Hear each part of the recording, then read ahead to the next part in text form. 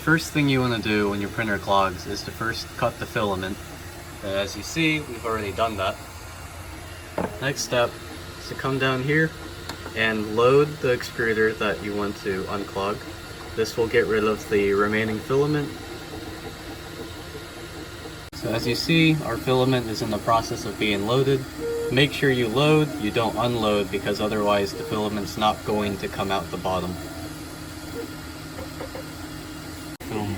So after your extruder has cooled off, the first thing you want to do is remove the platform so that it's easier to work with. So there's 2 screws on the bottom that you're going to want to remove. They're kind of hard to get to.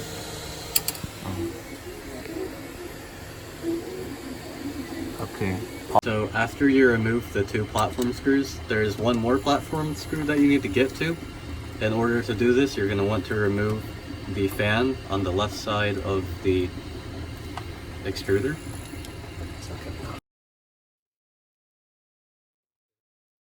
Alright, so now that you've removed your fan and also the fan protector here, you can remove the entire extruder from the platform, like so.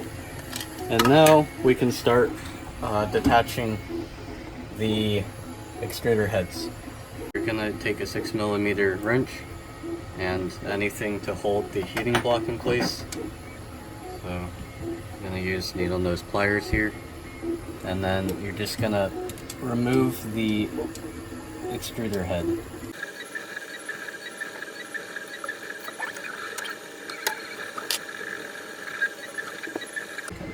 So after you remove your extruder head, you can replace the tube because you're probably not going to be able to get the filament out of it. We do have some here in the office. Hopefully you can find it, but you just cut off a little piece and then you can put it back in, and then after you do that, then you can just put everything back together.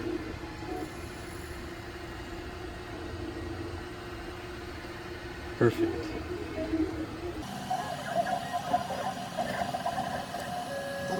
So after you put your heating block back together, you're going to want to put the whole extruder back on the platform.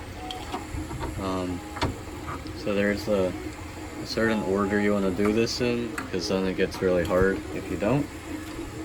First thing you want to do is not do what Mitchell's doing, but you want to put the platform screw that's under the fan back on first. We lost that, so now we're going to get one. Alright, so when you're putting this back together, you're going to want to put the left platform screw on first before you put the extruder on it. Then you're going to screw it in.